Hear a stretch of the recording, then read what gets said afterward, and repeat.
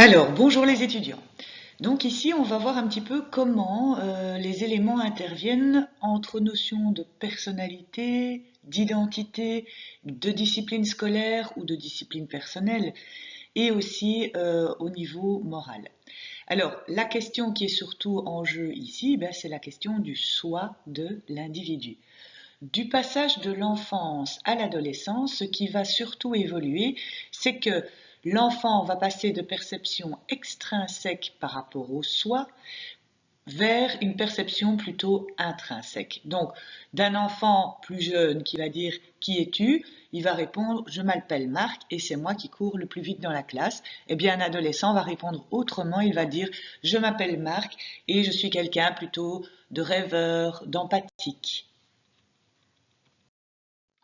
Alors, les traits de caractère et de personnalité de l'individu sont principalement innés. Enfin, c'est ce qu'on en pense au niveau du monde scientifique, mais rien n'est moins sûr jusqu'à présent, mais enfin bref. Le soi va évoluer également et comme vous le voyez ici sur la vidéo, il évolue de caractéristiques extrinsèques vers des caractéristiques intrinsèques. Évidemment, les lieux de contrôle et le sentiment de contrôlabilité sur les événements vont aller de pair. Et donc, on va avoir des individus qui vont développer plutôt des lieux de contrôle intrinsèques, internes, et eux, des lieux de contrôle qui sont plutôt extrinsèques.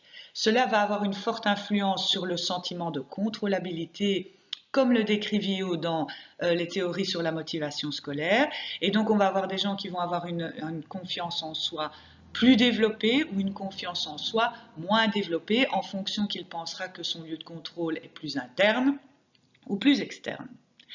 Et tout ça va avoir évidemment une influence sur le renforcement ou sur le déforcement des traits de personnalité qui sont innés.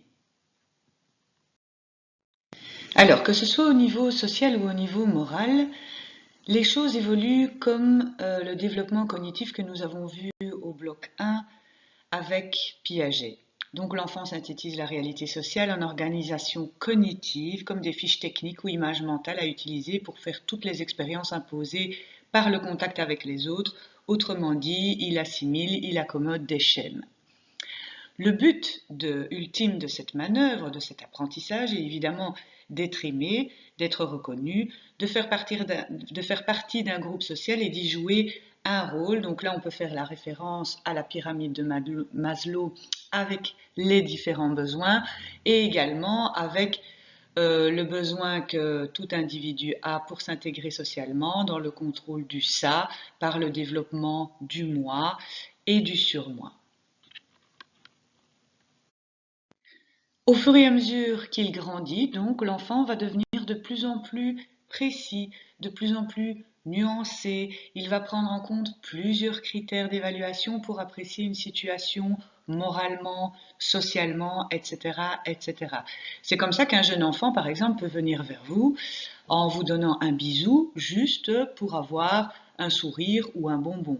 Sa conception à ce moment-là n'est que le reflet de ses besoins avec un aspect très égocentré, etc., etc. Toujours comme on l'a vu dans la progression du niveau cognitif au fur et à mesure de l'apprentissage. Plus tard, il va pouvoir faire beaucoup plus de nuances parce qu'il va évaluer plusieurs hypothèses, prendre en compte plusieurs éléments pour juger une même situation. Le niveau d'intention, l'empathie, tout ça va aller de pair au fur et à mesure que l'enfant grandit. On voit aussi l'importance des modèles. Et à l'adolescence, il faut noter que la confusion des rôles selon Erikson va jouer un rôle fondamental dans le développement de l'adolescent. L'adolescent, en effet, a plusieurs modèles et il va même quitter le modèle parental pour aller vers un modèle choisi, comme on l'a déjà vu dans des capsules précédentes.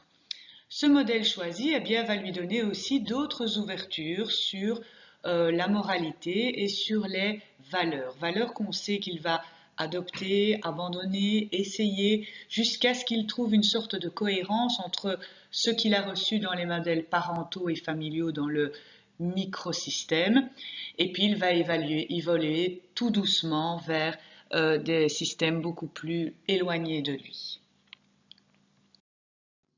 En note de synthèse, donc, on peut dire que dans le développement social et moral de l'enfant, il y a une interaction entre le surmoi, le soi et le moi.